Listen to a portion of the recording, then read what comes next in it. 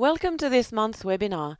My name is Natalie from Orchid, and today I'm joined by Anne from Orchid and Nancy from Robert Lavery & Associates to discuss Document Management Link. We've recently attended various SAGE conferences and partner customer days and have been impressed with the interest consultants and end users alike are showing for Document Management Link to support remote working, paperless office, and generally more streamlined business processes. So we thought it would be timely to demonstrate various scenarios and share some tips when using DML. The webinar first covers various examples on using document management with AP as part of your purchase process and also as part of your customer documents, AR and OE. We will demonstrate the setup when using SharePoint for Office 365, which is becoming more and more popular. We then discuss some tips and some common support questions. And finally, we will demonstrate how DML interacts nicely with other Orchid modules, namely Orchid Notes, EFT Processing, and Extender. But first, do you need Document Management Link? Do your staff need to file, locate, and refer to various documents, such as POs, invoices, and contracts, when processing transactions in Sage 300 or answering customer queries? Are your aspirations to support staff mobility, remote working, or multiple office locations being held back by a reliance on physical documents? Does the prospect of a paperless office with seamless integration between Sage 300 and your document management or file sharing system, such as SharePoint, OneDrive, Dropbox, Google Drive, sound appealing? These are some of the questions you can ask yourself to assess whether Document Management Link is of value to your business. As you can see, this is likely to apply to businesses in most industries and sector of activities. So in short, DML provides easy access to documents from your Sage 300 screens. And today, we will demonstrate various scenarios to show the flexible configurations and the various storage and sharing options. So first, we will look at a scenario we have demonstrated before, where documents saved in a network folder are attached to AP invoices and can be viewed when we are looking at accounts payable vendor activity. This is often the first setup for users who start with DML, and you can find the detailed steps in videos available on the Orchid website and in the Document Management Link help. First, let's look at using Document Management Link with accounts payable. We'll start with our invoice batch listing, and if I open an existing batch, I can see Document Management Link in action. For vendor 1200, I'm looking at invoice 12345. I've got all these documents attached to this invoice, and I can also see all the documents relating to vendor 1200. In addition, I can see all the POs that I have placed with vendor 1200. So from here, I can double click and open any of the documents. It uses the default program that is associated with the extension. You can see I've got an email message, a PDF, or a spreadsheet, or Word document as well. I can add a new document by clicking this button. You can see the document is now renamed based on the invoice number. This is how we've chosen to configure Document Management Link when entering AP invoices, and it is a pretty common scenario. I can also drag documents from File Explorer. So in this Custom Documents folder, I've got access to my scanned documents, and I can pick up, for example, that delivery docket. I know it's relevant to this invoice. There's already a file, a PDF file with that invoice number. I'm prompted to either override if I've made a mistake or rename it based on different option or a completely free rename. So I'm going to choose this. So now I've got two PDFs attached to this particular invoice. I can also drag from my email if Outlook is installed on the same machine as Sage 300. And I can either attach just the attachment, so I've got the text file that is now here, or I could attach the full email. And again, because I already have an email for this invoice, I can override it. And now this is my latest email. If I'm looking at the next invoice in that batch, as you can see, it's a different vendor number. I've got one document for the invoice Trang 003, and I'm seeing all the other documents linked to vendor 1400. If I click Explore, it's taking me straight to the folder where I'm saving the document on my network folder. So now if I go to my vendor activity screen and choose vendor that I was working on before, I can see all the documents for this vendor. And when I go to the Transactions tab, as I'm navigating through the grid, I've configured Document Management Link to show me the documents that apply to the document number that is selected in the grid. You can also see that the tray, which is what we call the box next to the Sage 300 screen, is pinned to the screen. So if I'm moving the screen across in Sage 300, the tray moves with it. And again, this is your choice. You don't have to pin it. We've briefly looked at using Document Management Link with AP Invoice and the AP Vendor screens. This is documented in detail, including a video in the online help for Document Management Link. Next, we're going to look at an example of using Document Management Link in the purchasing process. And for this, I'm very pleased to ask Nancy from Robert Lavery and Associates to do the presentation. Over to you, Nancy. Thanks very much, Natalie. So for today, I wanted to show using Document Management Link around your purchasing process. So we're going to start at the requisition entry, but for those of you that may not be using requisition entry, you'll be able to see the example starting with the purchase order.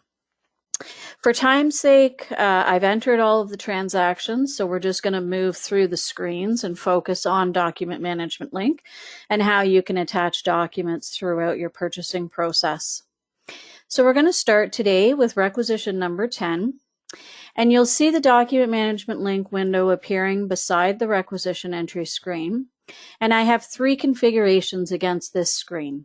So we're storing and viewing documents around our vendor number. We're storing and viewing images around our item number here in the entry grid. And I want to store backup documents related to my requisition. So I can go ahead and add my documents as I'm entering this requisition. So I can just click and go out into my environment, and I can click and drag any document into the requisition field. And you notice that it's changed the name of my document. So I've just got a document here that's labeled example of requisition backup. And it's changed that to the requisition number, and that's based on my configuration within Information Manager, where I've chosen to rename a document when I drag it into this window.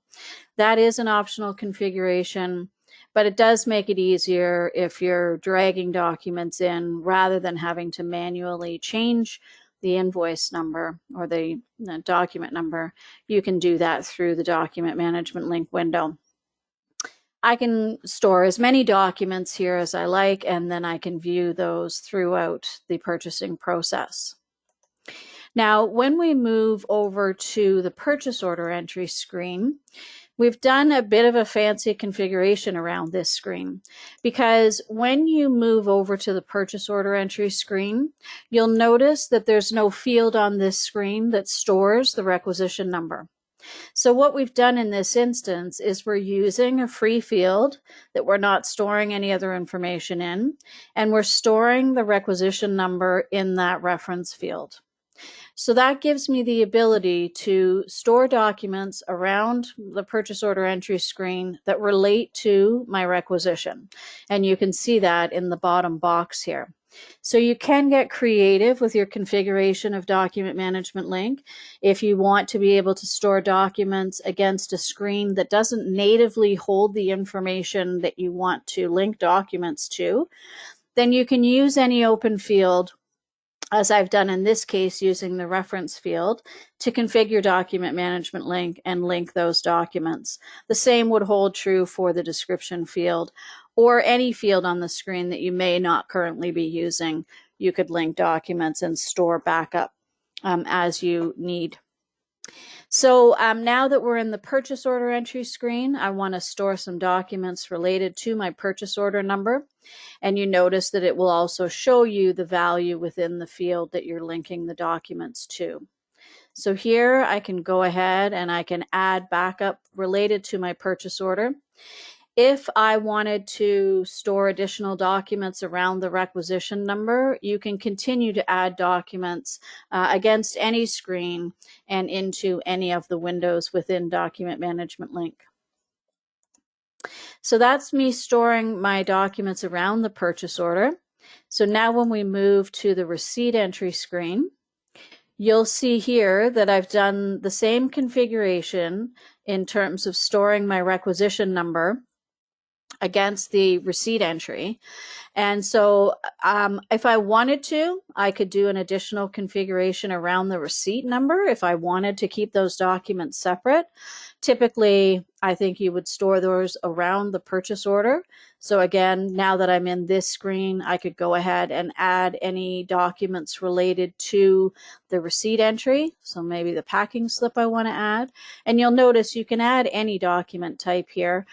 If I drag an additional document of the same document type that's already stored, because I'm renaming documents, the system will recognize that I already have, in this case, a PDF document with that purchase order number on it. So what will happen when I drag that in, it's going to prompt to say you already have a document with that naming convention. So did you drag an incorrect document and you want to overwrite what's there? Are you doing it on a different day, in which case you can add date parameters, or you can just start to add a -1, -2, so you can store as many documents as you need to, even if you're choosing to rename the documents automatically. So that's around our our receipt entry. And then of course you're going to be entering your invoice in the purchase order module before you post it up to accounts payable. So in this case, I've just named a document as an example for our PO Document Management Link demo today. And again, you'll notice I have the same windows appearing. So I've got the vendor documents, my requisition documents that I'm storing against the reference field, my purchase order documents, my item images, and then at the bottom here, we have an additional window now where I can store the invoice backup. Now you notice that when you exceed the size of the Document Management Link window, you'll just get a scroll bar.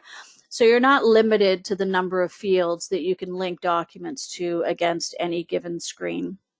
And just as a side note, if you're running the notes product, you can choose to have those notes appearing in this window as well. So that's up to you in terms of your configuration for the notes product, but they do work quite nicely together. Now, as we talk about some tips and tricks for Document Management Link, I thought this was a good example where when I post this up to accounts payable, the only information that's going to travel up to accounts payable is going to be our invoice number and our purchase order number. So if I wanted to include my requisition backup against the purchase order, so I can view that requisition backup up under accounts payable, then a couple different ways you could choose to do that. At the top of the Document Management Link window, this button will show me all of the folders for the documents that I currently have stored against this screen. So what I could do is I could go to the reference, which is our requisition, right? We're storing it in the reference field. I can go to that folder and I can see the documents that are stored against that requisition. And I could simply choose to pick those up and drag those into the purchase order screen window, in which case I'll then be able to view those up in accounts payable under the purchase order number. It's a quick way for you to be able to view those documents and not have to, go and resave the document and then come back in and link it. So with just a couple of clicks, you can open up the requisition folder and drag those documents into the purchase order folder, and then you'll be able to see that back up as well under accounts payable. And what would happen in that case is the documents would be stored under the requisition and also stored under the purchase order. The other thing that you can do is you can email documents straight through the document management link window. So if I just right-clicked on any document within the document management link window, I can click on the email button and you see it attaches the document. So I could also drag that document right off of that email attachment as well. So a couple of different ways that you could choose to do that if you wanted to move a document to another window configured within document management link.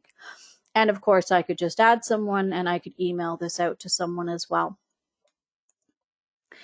So once you've done the purchase order entry in the PO module, that is then going to be posted up to accounts payable.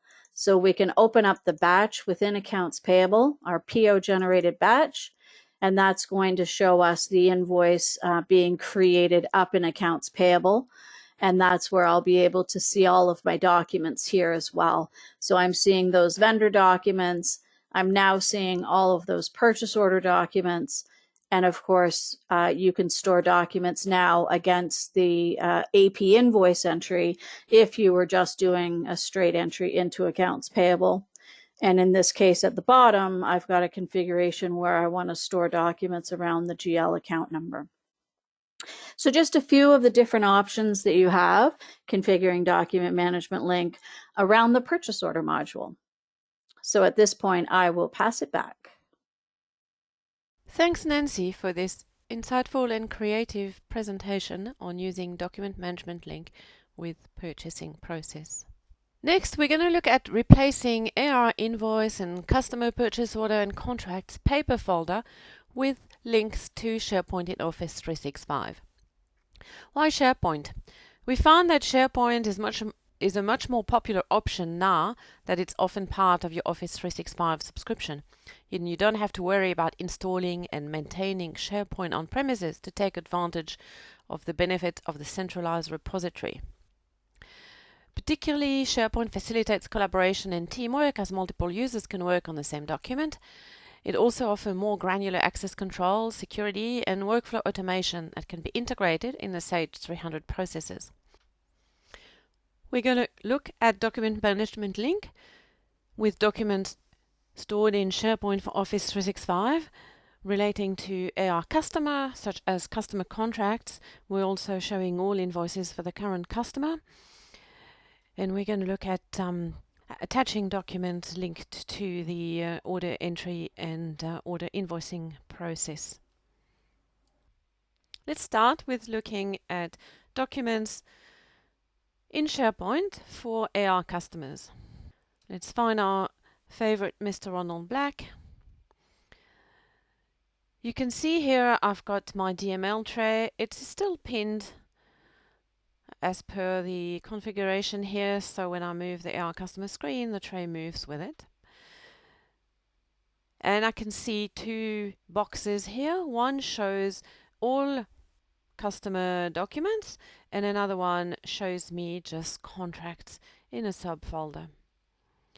First, as I'm adding the document, so similarly to what we do in network folder, I can click add, select a document, configured it to open SharePoint so that I can enter a title which is additional information about this document.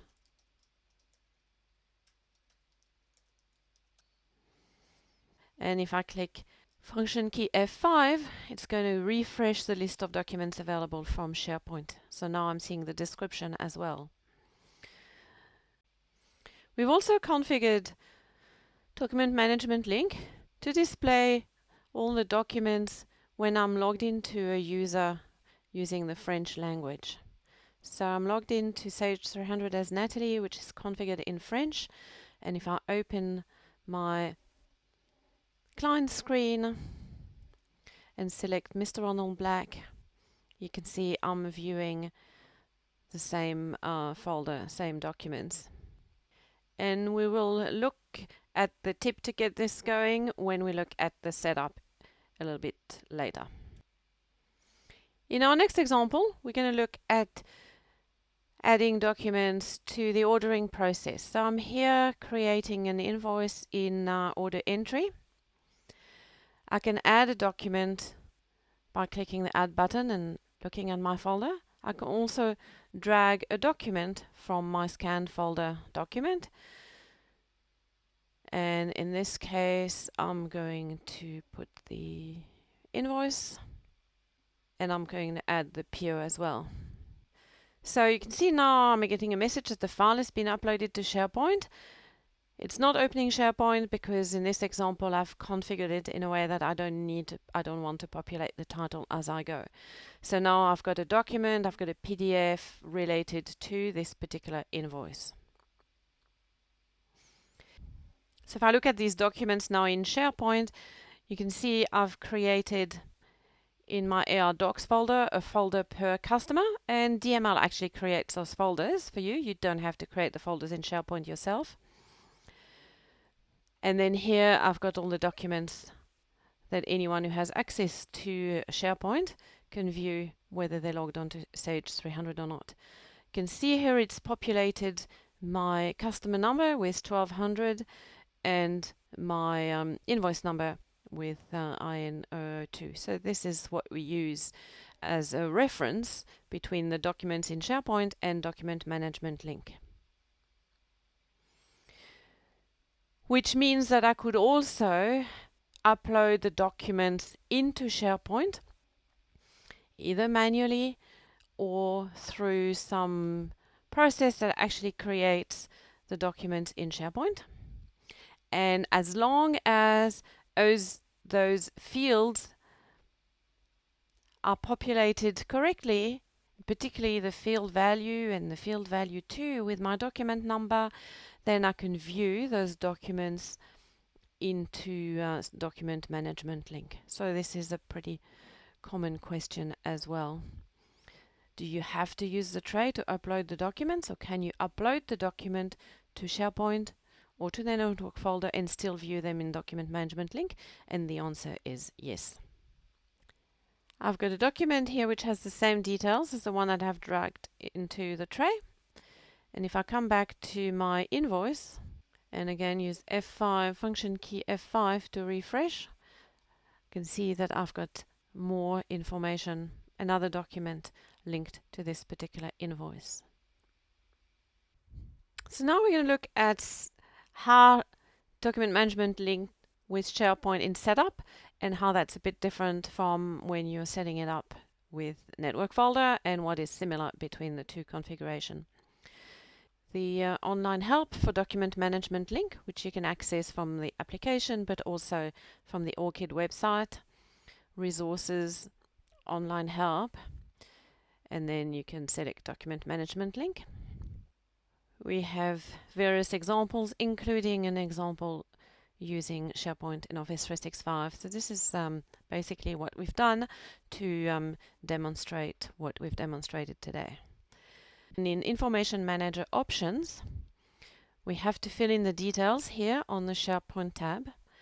We're using SharePoint.com, SharePoint for Office 365. This is our server, and that is generally the syntax there, your site name and then .sharepoint.com, and then the sites that you have created in SharePoint. So this is our Orchid system SharePoint site. We have a site called Sage 300 Doc, and within that site we have created a library.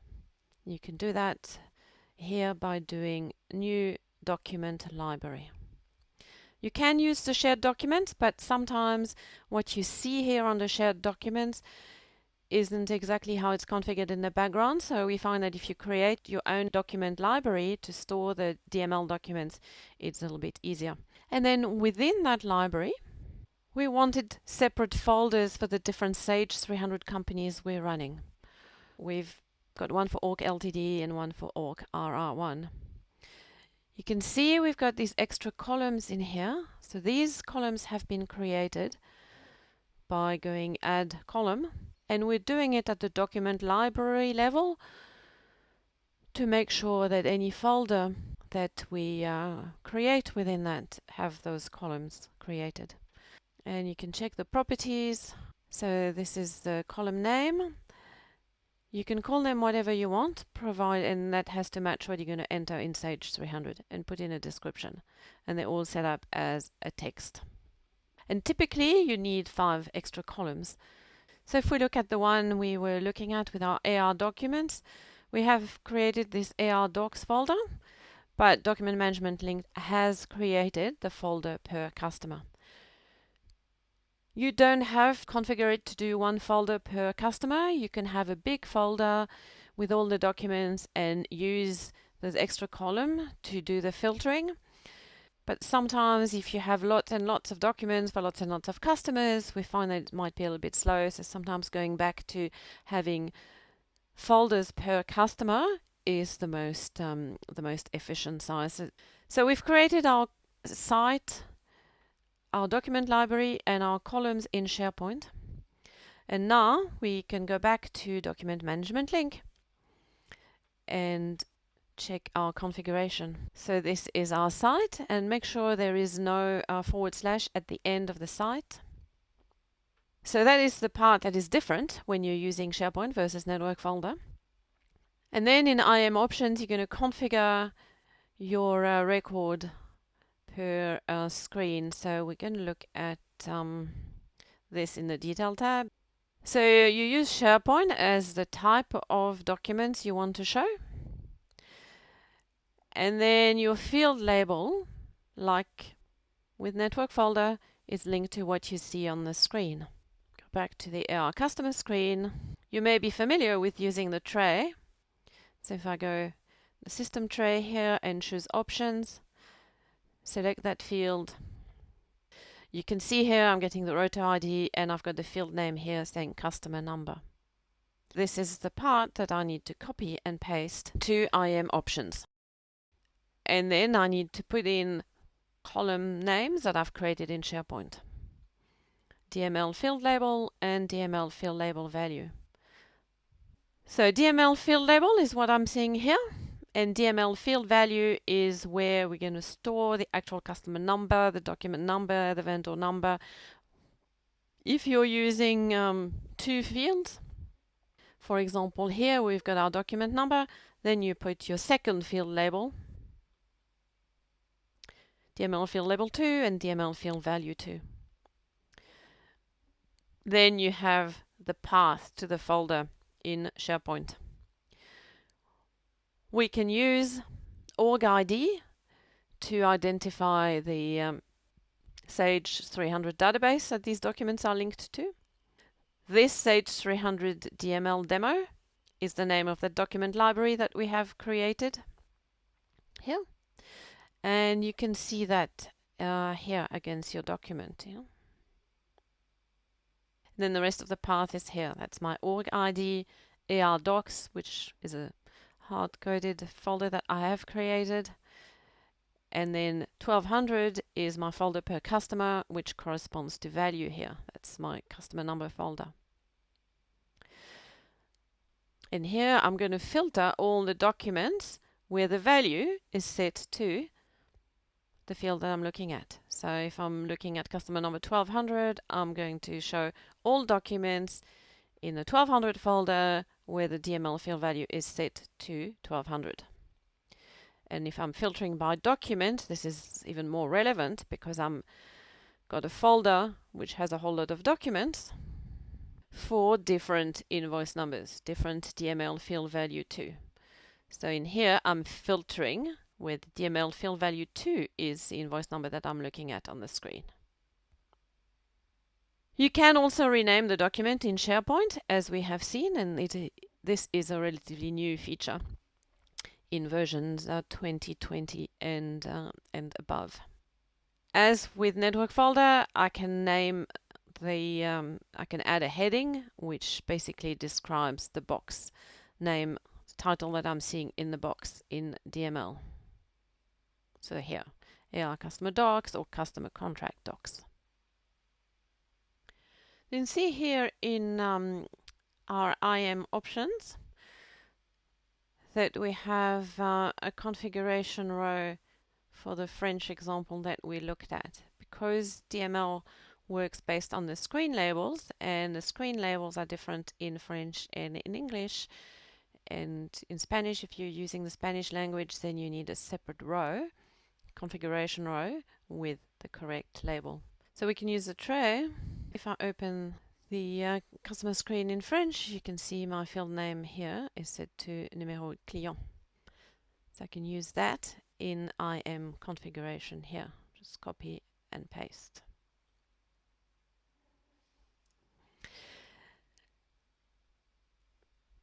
And that's basically the configuration for SharePoint.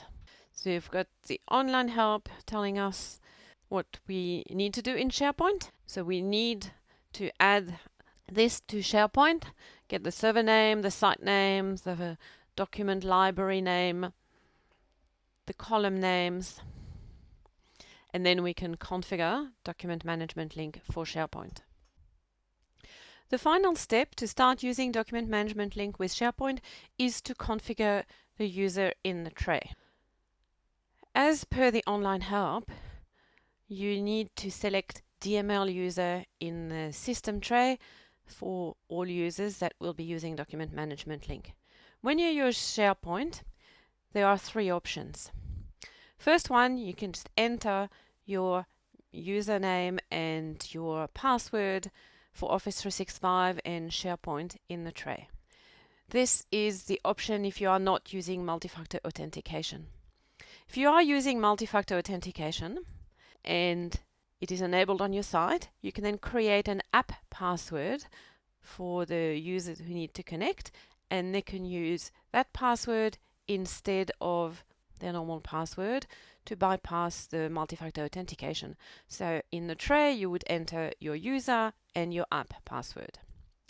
If you have completely disabled basic authentication and you want SharePoint and the tray to use multi-factor authentication, you leave the detail blank in the tray. The first time the user will be prompted to enter their detail. So you'll follow the multi-factor authentication prompt, enter your username, your password, and the second factor in the browser.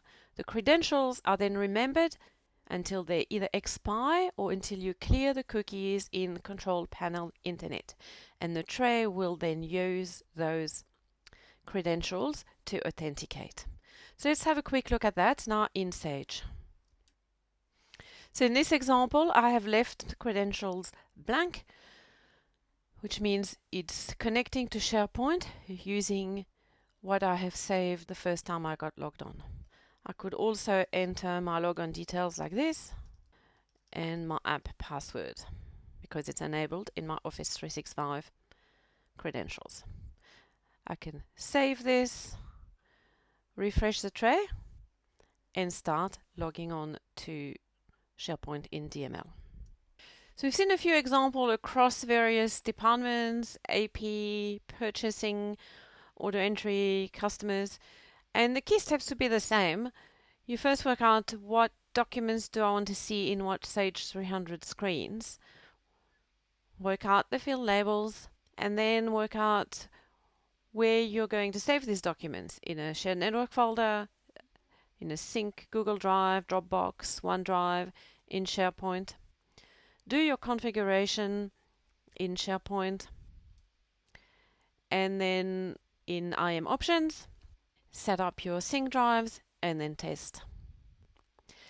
And after that, you end up with all team members who go from being surrounded by paper folders to having access to all the essential documents from within Sage 300 screens.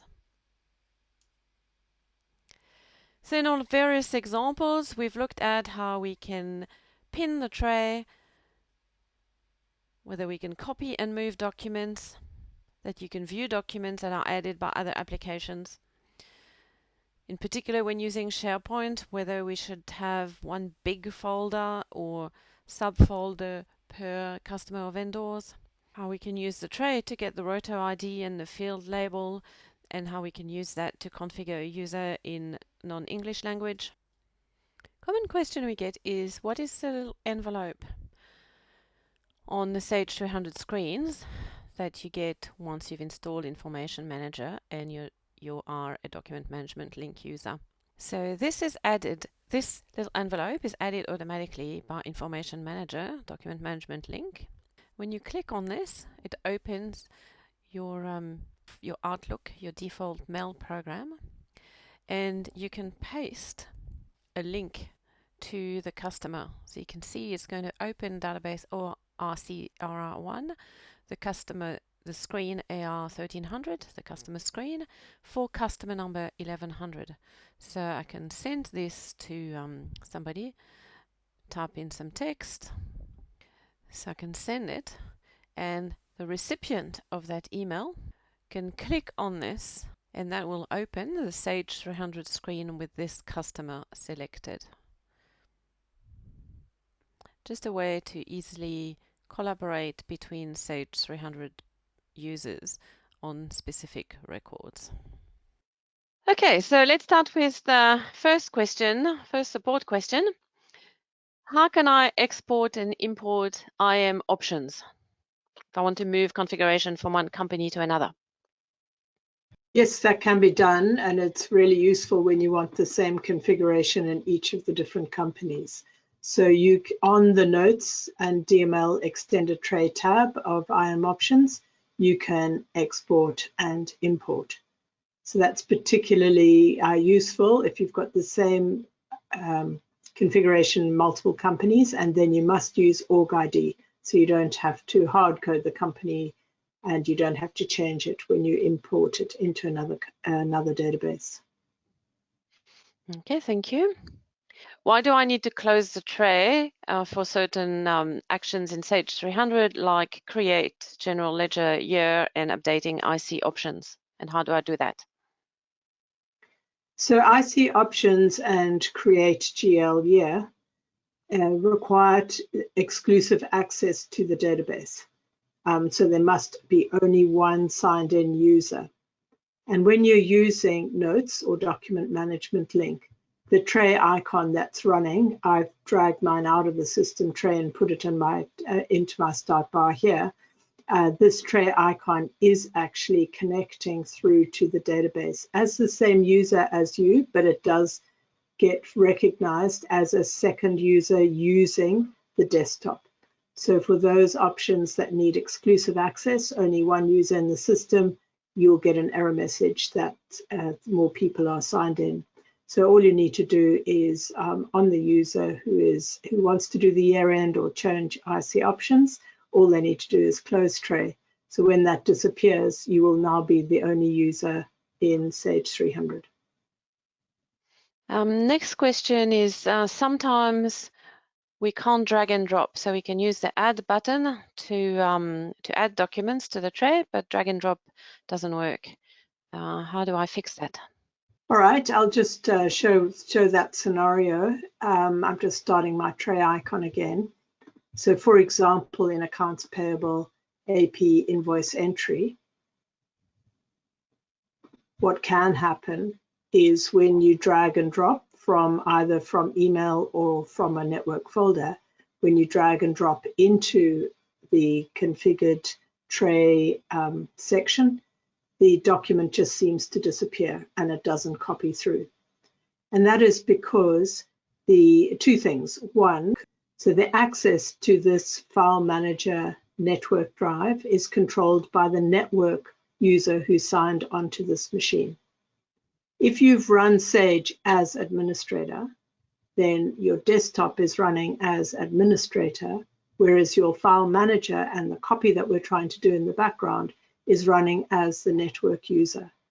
And Windows will not let user 1 copy into user 2 space. So that is why you're not able to do it. When you click add and add the document that way, if you've run your Sage as administrator, you will be the administrator, and that's why it's able to do it. Whereas drag and drop, you've got two conflicting users on the one operating system. Okay, if we can we run a document management link when we are running Sage 300 on a terminal server or Citrix session? And what happens if, how do we set up the users when we're running on terminal server? Yes, you can run on terminal server. So each user is running in their own Windows machine on terminal server. So those users do need access to register that they are a DML user. So if they don't have access to the registry because they're running on terminal server, then there's a registry entry and there's a knowledge base article which shows you how to create that. You need to do the registry entry to say, yes, this is a DML user. And can I have our user-specific settings for a document management link? Yes, you can. So when you're in IAM options on the Notes DML Extender tray, these options are applicable for everyone. And this option here automatically start the Notes DML tray when somebody signs into Sage 300 Desktop. This is applicable to everyone. So you can, user by user, go to IAM transactions and go to the user options. And you could say, for this particular user, don't do the default. You could say, no, don't automatically start the tray. Or you could say, yes, you do the default, and when you click this option, it inherits everything that's sitting in the IAM options for all users. And now you could come and delete rows, add new rows, and give a user-specific tray options. So I'm currently logged in as administrator, so it would apply to this user only. And if you're doing this, you need to do it user by user for the exceptions. Everyone will get what's in IAM setup options, Notes DML Extender tray tab, but for the user exceptions, you would then go and turn this on, signed in as that user, and then make the changes that you need to do. Okay, and what are the drawbacks of using this setting? The most notable drawback is if you have done changes. So for admin, I'm saying use these settings, and I delete a handful of settings here and save it. And now, as as administrator of the system, if I then go back to options and I add new or amend these existing configurations, you must remember that the user setup was done at a point in time, and it's only knows those setups. So it wouldn't know any new or amended setups that I do now on this screen. And that's a very useful reminder that sometimes if you're adding a configuration and you don't understand why it's not working, it's good to go and check IAM transactions and see if you have any user-specific configuration, because that has caught the best of us. Next question is, can we upload documents to Dropbox or OneDrive or Google Drive or other systems like this? Yes, you can. So Dropbox or Box, OneDrive, ShareDrive, they're all drive mappings. So for example, on this particular machine, I've got a Box drive, which is box.com. So from a network folder point of view, if I configured to store my documents in Box secure EFT files, it would be just the same as I was using my C drive or a G drive or any map drive. So yes, you can use a cloud service for the storing of the documents if you want. These common support questions and other setup examples are available in the knowledge base, and you need to log into the Orchid website as a partner to access that. Finally, I will hand over to Anne to show us how DML can work with other Orchid modules such as Notes, EFT Processing, and Extender. Over to you, Anne. Thanks, Natalie. Yes, Document Management Link works very well with other Orchid modules, and some of the examples I'm going to show you now. Document Management and Notes work very well together. They are configured in the same way and can be displayed at the same time. And the tips and tricks for setting up DML is very similar for setting up Notes. Document Management Link works very well with EFT processing in augmenting the process flow of EFT processing and making the information available about the vendors and the invoices that you are paying via EFT available at the correct time. And Document Management Link can be enhanced by using Extender to automate and create some of the documents and file them away for subsequent access using Document Management Link. And for those of you using Modulo, we have a conversion to Document Management Link now that Modulo is no longer supported in later versions of Sage 300. First, we'll look at Document Management Link and Notes. They are configured in a very similar way. Both the documents and the notes are displayed in the same tray or alert box. And we're going to look at an example of using Document Management Link and Notes for the AP payment entry, where the users need to see the invoices that the payment's being applied to and a note to remind the users of which remit to code to use on the payment entry. In AP Payment Entry, we have configured Notes to show the notes relating to the vendor and Document Management Link to show all the documents for this particular vendor. And the note is used to keep track of which remit to code must be used when creating payments. And in this case, we need to check the invoice to see if they are service related or product related, and then choose the appropriate remit to code. And when we have the documents in the grid, we can isolate the documents one by one, so it's easier to find the documents. So if we want to see what the contents of invoice 10001 is, to check if it's product or service related, we can open up the invoice and have a look. And the configuration for Notes is very similar to the configuration for Document Management Link. The notes are specific only to the vendor, whereas the documents are specific to the vendor and the selected or highlighted document number in the grid. In the next section, we're going to have a look at Document Management Link and EFT Processing. When you're using Create EFT File, you can drill back to the associated AP payment batch. And if you have used Document Management Link to associate the invoices, the applied invoices with the AP payment batch, you can then see the associated invoices at the time of creating the EFT file. And there's also a knowledge base article which you can refer to for this.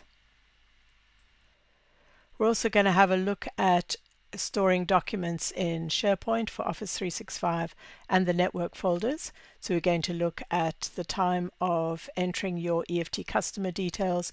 We can refer to the documents associated with the customer, for example, the direct debit documents.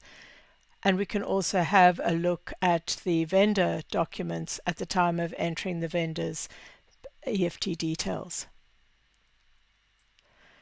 And we'll also have a look at saving the payslip against the employee so that you can refer to the payslips later. And here we're going to use the org ID in our variable because the payslips are saved per company, and we can make Document Management Link refer to a folder dynamically based on the company you're in. And there's also a knowledge base article that you can refer to for this one too.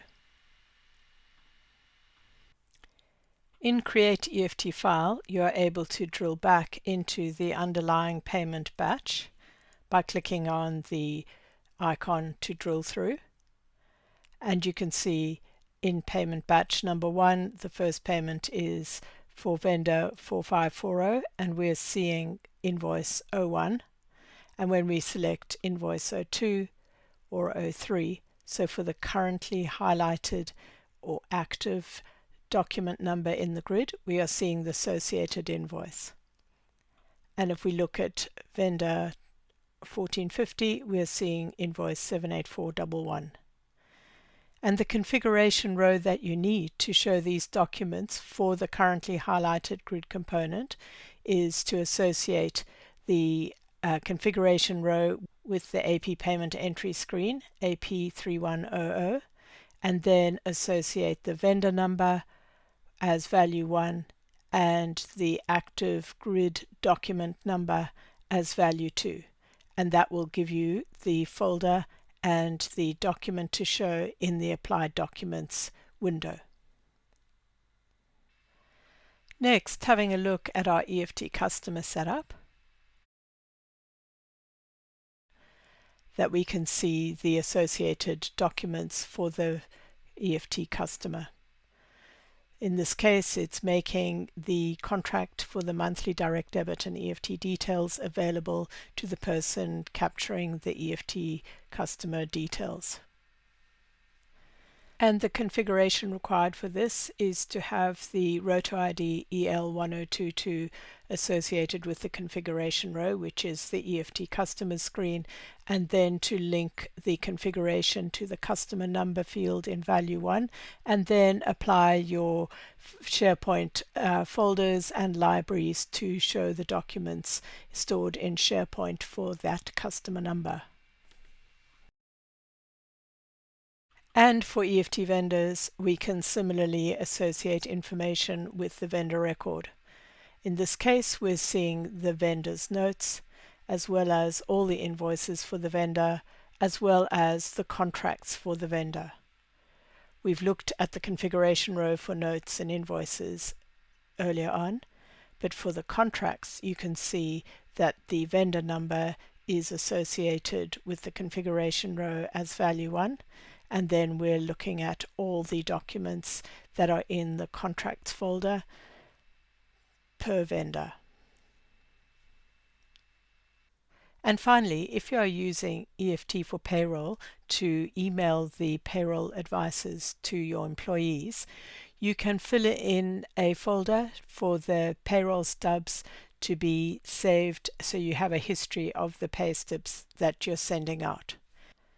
And then it will create a folder within that directory for each company, and then within the company directory for each employee, and the payslips will be saved there. And then you can configure on both your Canadian payroll employees or on your EFT employees record. You can configure document management link to see the payslips against the employee record. And the configuration for the payroll employee would link the employee field on the screen to the folder and show all the payslips in that particular folder. We're now going to look at some examples of using Document Management Link and Extender. We're going to see how Extender can auto-create and save the PDF for an invoice and save it in a folder that DML can access it later and email it to the customer. Similarly, on the PO purchase order, we're going to see how Extender can auto-create and save the PDF of the purchase order for DML and email it to the vendor.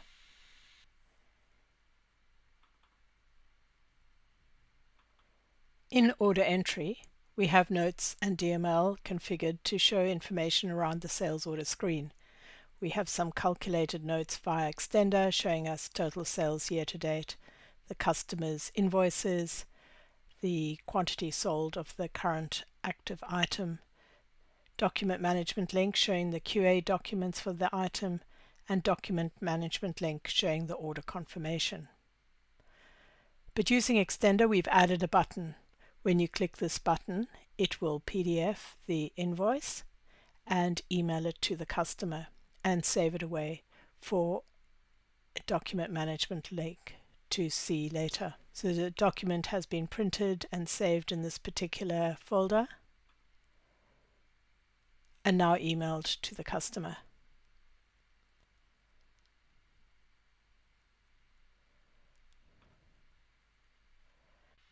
And by changing the order number and forcing the order number back again, we see the PDF has been created in the appropriate folder and emailed to the customer.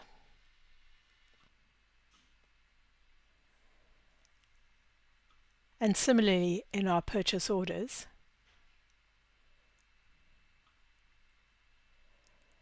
we have DML configured to show all the POs for the vendor and this particular PO for the vendor. So when we click Print to PDF, DML will save this PO 53 in the appropriate folder. And forcing this to refresh through, we see the PDF being saved for DML to access later. And the last thing I want to discuss in this webinar for Document Management Link and Extender is the Extender app we have for the modular e-image pack conversion to DML.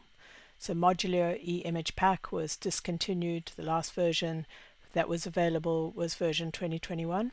So for versions 2022 and up, you can convert the documents to DML and continue using Document Management Link to access the documents.